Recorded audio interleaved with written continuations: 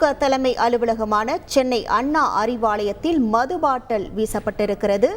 மது பாட்டிலை வீசிய அதிமுக முன்னாள் நிர்வாகியை சென்னை தேனாம்பேட்டை போலீசார் பிடித்து விசாரணை மேற்கொண்டு வருகின்றனர்.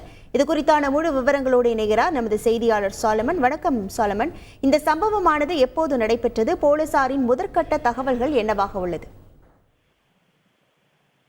சென்னை தேனாம்பேட்டையில அமைந்துள்ள அண்ணா அறிவாலயத்திற்கு இன்று அதிகாலை 5 மணி அளவுல ஒரு மர்ம நபர் போதையில இருசக்கர வாகனத்தில் வந்துள்ளார்.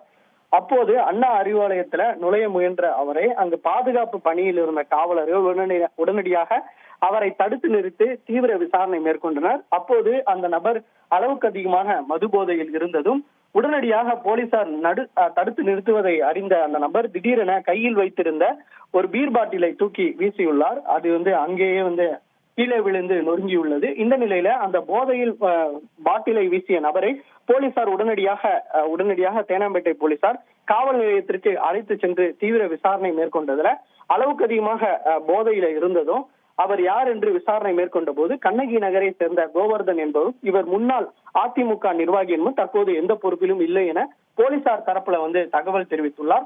மேலும் எதற்காக இந்த பாட்டிலை அண்ணா அறிவாலயத்துல வீசி வந்ததாக போலீசார் நடத்தப்பட்ட விசாரணையில தொடர்ச்சியாக இந்த மதுவினால தங்களது வீட்டுல பிரச்சனை ஏற்படுவதாகவும் இதனால நாட்டுக்கும் வீட்டுக்கும் கெடுதியான இந்த மதுவை உடனடியாக திமுக தரப்புலதான் விற்கப்படுவதாக அவர் குற்றஞ்சாட்டி போதையில உளறியுள்ளார்.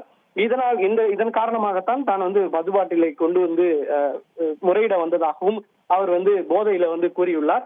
இந்த சம்பவம் அப்பகுதியில பெரும் பரபரப்பை ஏற்படுத்திய நிலையில அந்த நபரை பிடித்து தற்போது தீவிரமாக தேனாம்பேட்டை போலீசார் விசாரணை மேற்கொண்டு வருகின்றனர். இவருக்கு பின்புலமாக யாராவது உள்ளனரா என்ற கோணத்துல தற்போது தேனாம்பேட்டை போலீசார் அந்த போதை ஆசாமியுடன் தீவிர விசாரணை மேற்கொண்டு வருகின்றனர். செய்திகளை உடனுக்குடன் தெரிந்து கொள்ள உடனே சப்ஸ்கிரைப் பண்ணுங்க.